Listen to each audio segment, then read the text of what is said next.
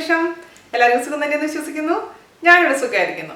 അപ്പോൾ നമ്മളിന്ന് ചെയ്യാൻ പോകുന്നത് വീട്ടിലെങ്ങനെയാണ് പനീർ ഉണ്ടാക്കുക എന്നുള്ള വീഡിയോ ആണ്. അപ്പോൾ ഞാൻ മുമ്പ് 2 പനീറിൻ്റെ റെസിപ്പീസ് ഇട്ടിട്ടുണ്ടായിരുന്നു. പക്ഷെ ഒരുപാട് പേര് ട്രൈ ചെയ്ത് നോക്കിയിട്ടേ ഇല്ല. അപ്പോൾ ഞാൻ കുറേ കുട്ടികളടുത്ത് ചോദിച്ചു എന്തുകൊണ്ടാണ് നിങ്ങൾ പനീറിൻ്റെ റെസിപ്പീസ് ചെയ്യാത്തതെന്ന്. അവർ കുറേ പേര് പറഞ്ഞ മറുപടി എന്താണെന്ന് വെച്ച് കഴിഞ്ഞാൽ അവർ താമസിക്കുന്ന സ്ഥലത്ത് പനീറില്ല, വില്ലേജ് ഏരിയയിലൊന്നും ഞങ്ങൾക്ക് പനീർ കിട്ടാനില്ല ചേച്ചി, സൂപ്പർ മാർക്കറ്റ് പോകാൻ ദൂരമാണ്, പിന്നെ പനീർ ഉണ്ടാക്കാൻ അറിയില്ല എന്നൊക്കെ ഒരുപാട് പേര് എക്സ്ക്യൂസസ് പറഞ്ഞിട്ടുണ്ടായിരുന്നു. അപ്പോൾ ഞാൻ വിചാരിച്ചു നിങ്ങളുടെ ആ മടിയൊന്ന് മാറ്റിത്തരാം, എന്തായാലും നിങ്ങളെ കൊണ്ട് എനിക്ക് പനീർ ഉണ്ടാക്കിപ്പിച്ചേ പറ്റുള്ളൂ എന്ന് മനസ്സിലായി. അതുകൊണ്ടാണ് ഞാൻ ഇത്ര ഈസി ആയിട്ടുള്ള നമ്മുടെ പനീർ ഉണ്ടാക്കുന്ന റെസിപ്പി കൊണ്ടുവന്നിരിക്കുന്നത്. അപ്പോൾ എല്ലാവരും തയ്യാറാക്കി നോക്കുക, അതിനുശേഷം എനിക്ക് അഭിപ്രായം പറയാം. അപ്പോൾ ഈ വീഡിയോ ഇഷ്ടപ്പെട്ടിട്ടുണ്ടെങ്കിൽ നിങ്ങൾ ഷെയർ ചെയ്യാനും അതുപോലെ ലൈക്ക് ചെയ്യാനും മറക്കരുത്. ഒട്ടും താമസിയാതെ എങ്ങനെയാണ് ഹോം മെയ്ഡ് പനീർ തയ്യാറാക്കാം എന്ന് നോക്കിയിട്ട് വരാം. ഓക്കെ, അപ്പോൾ നമുക്ക് പനീർ ഉണ്ടാക്കാൻ തുടങ്ങാം. അതിനുവേണ്ടി ഞാനിവിടെ ഒരു വലിയ പാത്രം എടുത്ത് വെച്ചിട്ടുണ്ട്. അതിലോട്ട് നമുക്ക് പാൽ ഒഴിച്ചു കൊടുക്കാം. പാല് ഫുൾ ക്രീം മിൽക്കാണ് ഞാൻ എടുത്തിരിക്കുന്നത്, അതായത് മൊത്തത്തിൽ ക്രീമുള്ള മിൽക്ക്. ഇപ്പോൾ നിങ്ങൾക്ക് നമ്മുടെ നാട്ടിൽ കിട്ടുന്ന സാധാരണ പശുവും പാൽ, അത്ര ഞാൻ ഉദ്ദേശിക്കുന്നുള്ളൂ. അതായത് അധികം വെള്ളമൊന്നും ചേർക്കാത്ത പാല്. വെള്ളം ചേർത്ത പാൽ ഉപയോഗിച്ചാലും കുഴപ്പമൊന്നുമില്ല, പക്ഷേ അതിൻ്റെ പനീറിൻ്റെ അളവ് കുറവായിരിക്കുന്നു എന്ന് മാത്രം. ഓക്കെ, ഞാനിപ്പോൾ ഇതിലേക്ക് 2.5 ലിറ്റർ പാലാണ് ഒഴിച്ചു കൊടുക്കാൻ പോകുന്നത്. അതായത് 6 ഗ്ലാസ് പാല്. 6 ഗ്ലാസ് പാലിൽ നിന്ന് ആണ് ഞാൻ പനീർ ഉണ്ടാക്കാൻ പോകുന്നത്. അപ്പോൾ ഉണ്ടാക്കി വരുമ്പോൾ ചെറിയ എമൗണ്ടേ ഉണ്ടാവുള്ളൂ എന്ന് മാത്രം. അപ്പോൾ ഞാനിപ്പോൾ 2.5 ലിറ്റർ പാല് ഞാൻ ഒഴിച്ചു കൊടുത്തിട്ടുണ്ട്. ഇനി നമുക്ക് ഈ പാല് തിളപ്പിക്കണം. ഞാനിപ്പോൾ സ്റ്റവ് ഓൺ ചെയ്തിട്ടുണ്ട്. നമുക്ക് ഇടയ്ക്കിടയ്ക്ക് ഇളക്കി കൊടുക്കുക. അത് നന്നായിട്ട് അങ്ങ് തിളച്ച് വരണം. പാല് നന്നായി തിളച്ചതിന് ശേഷം മാത്രമാണ് നമുക്ക് ഇതിലേക്ക് നാരങ്ങാനീര് ഒഴിച്ചു കൊടുക്കാൻ പാടുള്ളൂ. നമുക്കിതിലേക്ക് പനീർ ഉണ്ടാക്കാൻ വേണ്ടി ഒന്നില്ലെങ്കിൽ നാരങ്ങാനീര് ഉപയോഗിക്കാം, അതല്ല എന്നുണ്ടെങ്കിൽ വിനീഗർ ഉപയോഗിക്കാം, വൈറ്റ് വിനീഗർ. പക്ഷേ ഞാൻ എപ്പോഴും പ്രിഫർ ചെയ്യുന്നത് നാരങ്ങാനീരാണ്. കാരണം നാരങ്ങാനീര് ഒഴിച്ചുണ്ടാക്കുന്ന പനീറിന് നല്ലൊരു ഫ്ലേവറാണ്. വിനീഗർ ചേർക്കുമ്പോൾ എനിക്ക് അതിൻ്റെ ഫ്ലേവർ അത്ര ഇഷ്ടമാവാറില്ല. അത് നിങ്ങൾക്ക് ഇഷ്ടമുള്ളത് ചെയ്യാം കേട്ടോ. അപ്പോൾ ഞാൻ എൻ്റെ രീതി പറഞ്ഞെന്ന് മാത്രം. അപ്പോൾ നന്നായി ഒന്ന് തിളക്കട്ടെ. അപ്പോൾ ഞാനിപ്പോൾ മീഡിയം ഫ്ലെയിമിലാണ് ഇട്ടിരിക്കുന്നത്. ഇടയ്ക്കിടയ്ക്ക് ഇളക്കി കൊടുക്കണം. ചൂടായതിനു ശേഷം മാത്രം ഇളക്കി കൊടുത്താൽ മതി, താഴെ പിടിക്കാൻ പാടില്ല. അപ്പോൾ നമ്മൾ പാല് തിളപ്പിക്കാൻ വെക്കുന്ന സമയം കൊണ്ട് കുറച്ച് ഐറ്റംസ് റെഡിയാക്കി വെക്കണം. ആദ്യം തന്നെ ഞാനിവിടെ എടുത്തു വെച്ചിരിക്കുന്നത് ചെറുനാരങ്ങാ നീരാണ്. ഇപ്പോൾ ഞാനിവിടെ എടുത്തിരിക്കുന്നത് 2.5 ലിറ്റർ പാലാണ്. പക്ഷേ ഓരോ പാലിൻ്റെ ഫാറ്റ് കണ്ടൻറ്റ് അനുസരിച്ച് ഇതിൽ ചേർക്കുന്ന ചെറുനാരങ്ങാ നീരിൻ്റെ അളവ് മാറ്റം വരും, അതല്ലെങ്കിൽ വിനീഗറിൻ്റെ അളവിൽ. അപ്പോൾ അത് ഡിപ്പെൻസ്. അപ്പോൾ ഞാൻ ഒഴിക്കുന്ന അളവായിരിക്കില്ല ചിലപ്പോൾ നിങ്ങൾക്ക് വേണ്ടി വരിക. അതുകൊണ്ട് എപ്പോഴും കൂടുതൽ അളവ് നമ്മളെടുത്ത് കരുതി വയ്ക്കുക. അപ്പോൾ ഒഴിച്ച് നോക്കിയിട്ട് ശരിയായിട്ടില്ലെങ്കിൽ കുറച്ചും കൂടെ ഒഴിക്കുക. അപ്പോൾ ഞാനിവിടെ 5 ടേബിൾ സ്പൂൺ ചെറുനാരങ്ങ നീര് എടുത്ത് വെച്ചിട്ടുണ്ട്. അതിൻ്റെ കൂട്ടത്തിൽ കൂടെ ഒരു 3 ടേബിൾ സ്പൂൺ വെള്ളം കൂടെ ഒഴിച്ച് മിക്സ് ചെയ്ത് വെച്ചിട്ടുണ്ട്. അപ്പോൾ മൊത്തത്തിൽ ലിക്വിഡിൻ്റെ അളവ് 8 ടേബിൾ സ്പൂൺ. ഇപ്പോൾ ഇത് അരിച്ച് വെച്ചിരിക്കുന്ന ചെറുനാരങ്ങ നീരാണ്, അതിൽ കുരുവൊന്നും പാടില്ല. എന്നിട്ട് നമുക്ക് നോക്കാം, കുറച്ച് ഒഴിച്ച് നോക്കിയിട്ട് ഇത്രയാണ് എനിക്ക് വേണ്ടി വന്നതെന്ന് ഞാൻ അവസാനം പറഞ്ഞുതരാം. ഓക്കെ, പിന്നെ നമുക്ക് റെഡിയാക്കി വെക്കേണ്ടത് ഐസാണ്, ഐസ് ക്യൂബ്സ്. അപ്പോൾ നമ്മൾ നേരത്തെ തന്നെ ഫ്രിഡ്ജിൽ ഐസ് ക്യൂബ്സ് റെഡിയാക്കി വെക്കുക.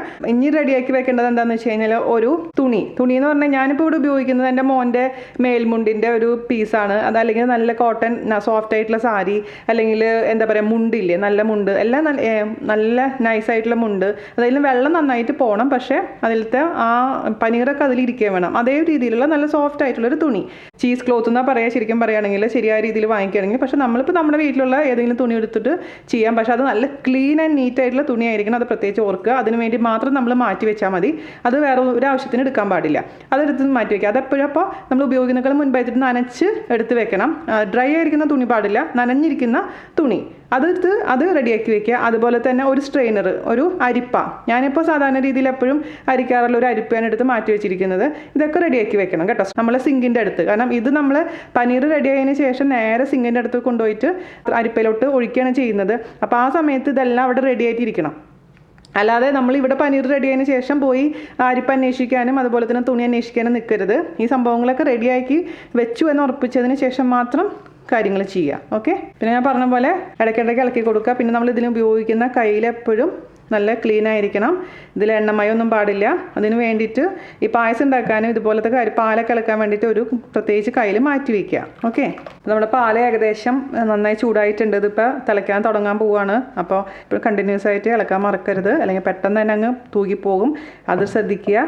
ഈ സമയത്ത് നമ്മൾ ശ്രദ്ധ വേറെ എവിടെയും പോകാൻ പാടില്ല. കാരണം ഇത്രയും പാലാണ്. പാല് പുറത്തേക്ക് പോയി കഴിഞ്ഞാൽ പിന്നെ കംപ്ലീറ്റ് പാല് വേസ്റ്റ് ആവും. മാത്രമല്ല നമ്മുടെ ഈ സ്റ്റവും ഒക്കെ വൃത്തികേടായിട്ട് മാറും. നമ്മൾ ചെയ്യുന്ന ജോലി മുഴുവനും വെള്ളത്തിലാവും. അതുകൊണ്ട് ആ സമയത്ത് എപ്പോഴും ശ്രദ്ധിക്കുക. നന്നായി പാല് തിളയ്ക്കുന്നുണ്ട്, അത്യാവശ്യം നന്നായി തിളയ്ക്കട്ടെ. കണ്ടിന്യൂസ് ആയി ഇളക്കി കൊടുത്തോണ്ടിരിക്കുക. തീ എപ്പോഴും സൂക്ഷിക്കുക. തീ മീഡിയത്തിൽ തന്നെ ഇരിക്കട്ടെ. ഹൈ ഫ്ലെയിമിൽ പെട്ടെന്ന് വെച്ച് കഴിഞ്ഞാൽ അങ്ങ് മേലേക്ക് അങ്ങ് പൊന്തിപ്പോവും.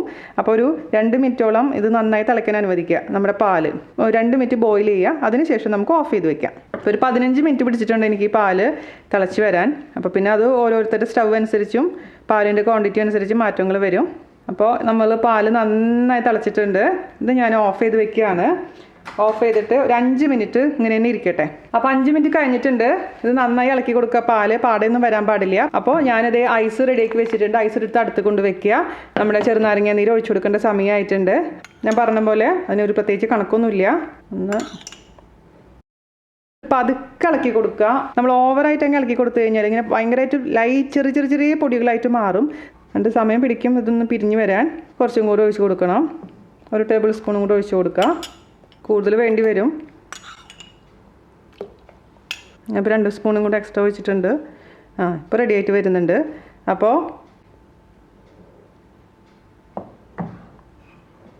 മൊത്തത്തിൽ 7 ടേബിൾ സ്പൂൺ ഒഴിച്ച് കൊടുത്തിട്ടുണ്ട് കേട്ടോ. അപ്പോൾ നിങ്ങളിതിൽ ഓരോരുത്തരുടെ പാലനുസരിച്ച് മാറ്റങ്ങൾ വരും. അപ്പോൾ നിങ്ങൾ നോക്കിയിട്ട് അത് കണ്ടിട്ടില്ല ഇങ്ങനെ ആയിട്ടില്ല എന്ന് പറഞ്ഞാൽ ടെൻഷൻ അടിക്കേണ്ട ആവശ്യമില്ല. ഇപ്പോൾ കണ്ടില്ലേ എല്ലാം അങ്ങ് പിരിഞ്ഞ് വന്നിട്ടുണ്ട്. അപ്പോൾ അത് ഡിപ്പെൻസ്. അത് എനിക്കിപ്പോൾ 7 ടേബിൾ സ്പൂൺ ഒഴിച്ചു എന്ന് വെച്ചിട്ട് നിങ്ങൾക്ക് അത് ശരിയാവണമെന്ന് ചിലപ്പോൾ നിർബന്ധമില്ല. അപ്പോൾ അതിനനുസരിച്ച് മാറ്റങ്ങൾ വരുത്താം. ഇത് പിരിയാതെ വരുമ്പോൾ അതിൻ്റെ അർത്ഥം എന്ന് വെച്ചാൽ ചെറുനാരങ്ങ നീര് പോരാ എന്നുള്ളത് മാത്രമാണ്. വേറെ ടെൻഷൻ്റെ ആവശ്യമൊന്നുമില്ല. അപ്പോൾ ഞാനിതിലേക്ക് ഇനിയിപ്പോൾ ഒരു 8 ക്യൂബ് ഐസ് എടുത്ത് വെച്ചിട്ടുണ്ട്. അത് ഞാൻ ഇട്ട് കൊടുക്കുകയാണ്. നമ്മൾ എന്തിനാണ് ഇടുന്നതെന്ന് വെച്ച് കഴിഞ്ഞാൽ ഇനി ഫർദറായിട്ട് നമ്മൾ പനീർ കുക്കാവാൻ പാടില്ല. അപ്പോൾ ഈ ഐസിൽ കിടക്കട്ടെ. ഒരു 5 മിനിറ്റിൽ കിടന്നതിന് ശേഷം നമുക്കിതങ്ങ് ഞാൻ പറഞ്ഞ പോലെ തന്നെ ഒന്ന് സ്ട്രെയിൻ ചെയ്ത് എടുക്കണം. ഓക്കെ, ഒരു 5 മിനിറ്റ് വെയിറ്റ് ചെയ്യാം. അപ്പോൾ ഇനിയിപ്പോൾ കുക്കാവില്ല. നമ്മൾ ഓൾറെഡി ഓഫ് ചെയ്ത് വെച്ചിട്ട് ഇപ്പോൾ ഒരു 10 മിനിറ്റ് ആയിട്ടുണ്ട്. പക്ഷേ ഇനിയും ആ പാലിൻ്റെ കുറച്ചൊന്ന് ചൂട് പോകണം. അതിന് ശേഷം മാത്രം നമുക്ക് അരിച്ചെടുക്കാം. ഐസ് ക്യൂബ് ഇട്ടതിന് ശേഷം ഇപ്പോൾ ഒരു 5 മിനിറ്റ് കഴിഞ്ഞിട്ടുണ്ട്. നമുക്കിനി ഇത് ആ നൈസായിട്ടുള്ള തുണിയിൽ കൂടെ അരിച്ചെടുക്കണം. ഓക്കെ, അപ്പോൾ നമുക്ക് സിങ്കിൻ്റെ അടുത്തേക്ക് കൊണ്ടുപോകാം. ഇനി നമുക്ക് പനീർ സ്ട്രെയിൻ ചെയ്തെടുക്കാം. അതിനുവേണ്ടി ഞാനിവിടെ ഒരു സ്ട്രെയിനർ റെഡിയാക്കി വെച്ചിട്ടുണ്ട്. പിന്നെ അതിൻ്റെ മേലെ കൂടെ നമുക്ക് തുണി ഇട്ട് കൊടുക്കാം. ഞാൻ പറഞ്ഞ പോലെ തന്നെ ഒരു നൈസായിട്ടുള്ള തുണി എടുക്കുക. അത് ഉള്ളിലോട്ട് അങ്ങ് വെക്കുക. പിന്നെ ഇതിൻ്റെ വെള്ളം നിങ്ങൾക്ക് വേണമെന്നുണ്ടെങ്കിൽ പ്രിസർവ് ചെയ്ത് വെക്കാം. അപ്പോൾ വെള്ളം വേണമെന്നുണ്ടെങ്കിൽ ഇതിൻ്റെ താഴെ വേറൊരു ബൗൾ വെച്ചതിന് ശേഷം വെള്ളം പ്രിസർവ് ചെയ്ത് വെക്കാം. വെള്ളം കളയണ്ട. ഞാനിപ്പോൾ തൽക്കാലം വെള്ളം എടുക്കുന്നില്ല. ആ വെള്ളത്തിൻ്റെ ഗുണങ്ങളൊക്കെ ഞാൻ പിന്നെ പറഞ്ഞുതരാം. ഇപ്പോൾ തൽക്കാലം ഞാൻ വെള്ളം കളയാണ് കേട്ടോ. അപ്പോൾ തുണി എപ്പോഴും നൈസായിരിക്കാൻ ശ്രദ്ധിക്കുക. നനഞ്ഞ തുണിയായിരിക്കാൻ പ്രത്യേകിച്ച് ശ്രദ്ധിക്കുക. ഇനി നമുക്ക് ഇതിലേക്ക് ഒഴിച്ചു കൊടുക്കാം.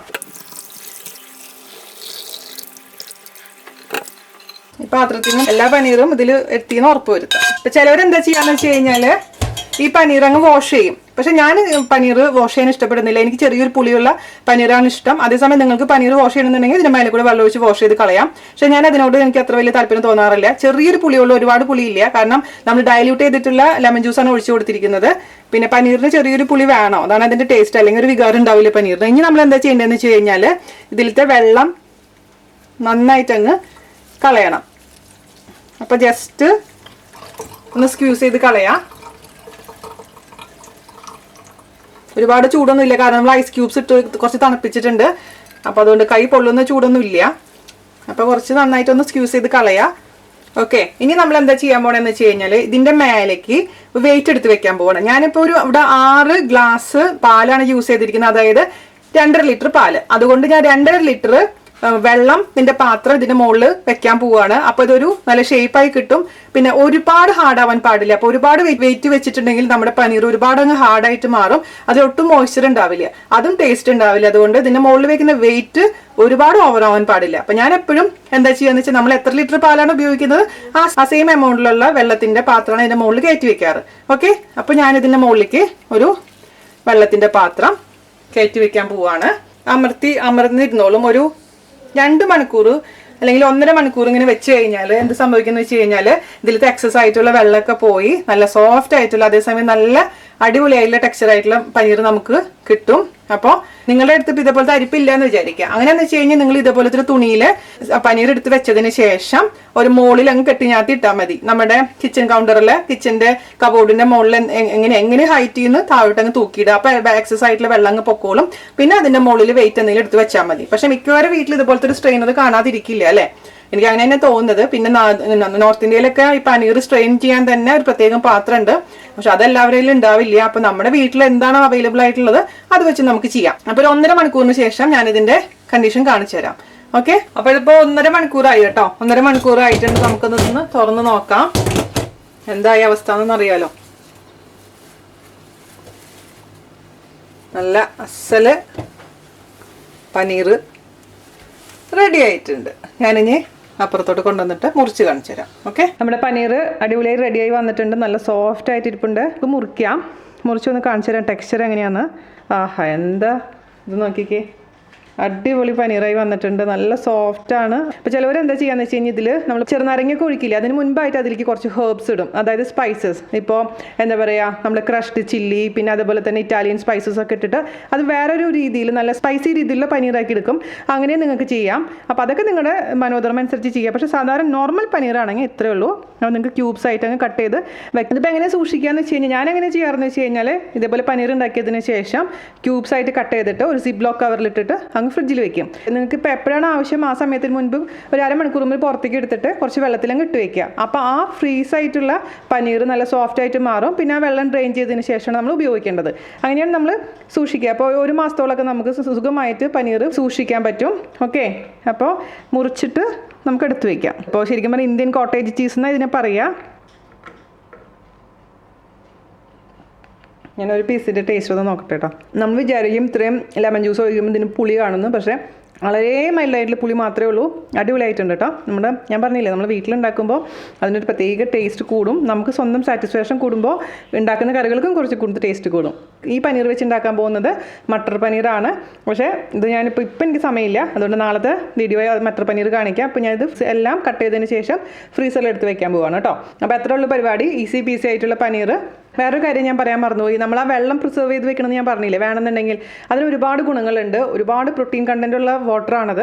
അപ്പോൾ സാധാരണ രീതിയിൽ എന്താ ആൾക്കാർ ചെയ്യാന്ന് വെച്ച് കഴിഞ്ഞാൽ, ഇപ്പോൾ ആ വെള്ളം ഉപയോഗിച്ച് നമുക്ക് ചപ്പാത്തി കുഴയ്ക്കാം, പൂരി കുഴയ്ക്കാം. അതുപോലെ തന്നെ നമ്മൾ പുലാവ് ഉണ്ടാക്കുമ്പോൾ ആ വെള്ളത്തിൽ നമുക്ക് പുലാവ് ഉണ്ടാക്കാം, പിന്നെ സൂപ്പിൽ ഉപയോഗിക്കാം. അങ്ങനെ ഒരുപാട് ഐറ്റത്തിൽ നമുക്ക് ആ വെള്ളം യൂസ് ചെയ്യാൻ പറ്റും. നിങ്ങൾക്ക് ആഗ്രഹം ഉണ്ടെങ്കിൽ അങ്ങനെ ചെയ്യാം, അതല്ലെങ്കിൽ കളയാം. ഓക്കെ, നിങ്ങൾക്കിപ്പോൾ ഏത് സൈസ് എങ്ങനത്തെ ഷേപ്പിൽ വേണമെങ്കിലും മുറിക്കാം കേട്ടോ. ചെറിയ ചെറിയ ക്യൂബ്സ് ആയിട്ട് മുറിക്കാം, അല്ലെങ്കിൽ വലിയ ക്യൂബ്സ് ആയിട്ട് മുറിക്കാം. അതൊക്കെ നിങ്ങളുടെ സ്വന്തം ഇഷ്ടത്തിനനുസരിച്ച് മാറ്റം വരുത്താം. അപ്പം നമ്മൾ സാധാരണ ഫ്രോസൺ വാങ്ങിക്കുമ്പോൾ ഇതുപോലെ ചെറിയ ക്യൂബ്സ് ആയിട്ടാണ് കിട്ടാറ് നമുക്ക്.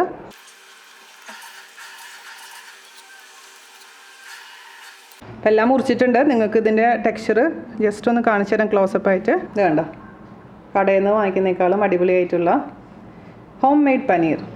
അപ്പോൾ ഇഷ്ടപ്പെട്ടു എന്ന് വിശ്വസിക്കുന്നു. എല്ലാവരും ട്രൈ ചെയ്ത് നോക്കണം കേട്ടോ. പനീർ ഇല്ലാത്തതുകൊണ്ടാണ് ചേച്ചി ഞങ്ങൾ പനീറിൻ്റെ ഡിഷസ് ഒന്നും ട്രൈ ചെയ്യാത്തതെന്ന് എന്നോട് പരാതി പറയാൻ പാടില്ല. ഓക്കെ, അപ്പോൾ ഇത് ഉണ്ടാക്കി നോക്കുക. അതിനുശേഷം നിങ്ങൾ എല്ലാ പനീറിൻ്റെ ഡിഷസും ട്രൈ ചെയ്തിട്ട് എനിക്ക് ഫീഡ്ബാക്ക് പറയാൻ മറക്കരുത്. അപ്പോൾ അടുത്ത അടിപൊളിയായിട്ടുള്ള അതേസമയം ഈസി പീസി ആയിട്ടുള്ള റെസിപ്പി ആയിട്ട് വരുന്നത് വരെ നന്ദി, നമസ്കാരം. Thank you.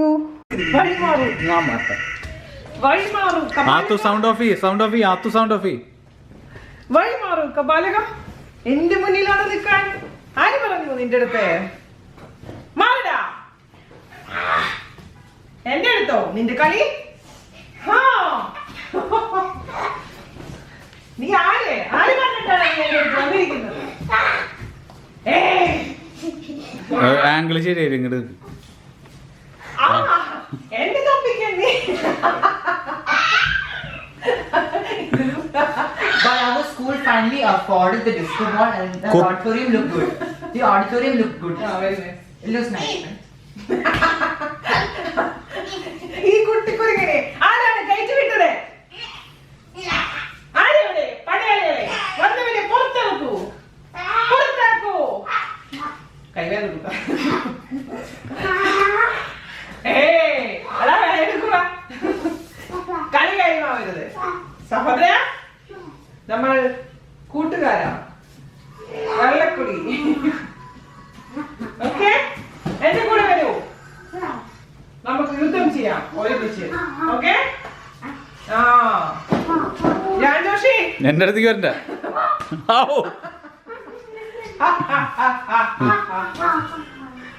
അവിടെ നിൽക്കുന്നവരാരാണ്? ഓ,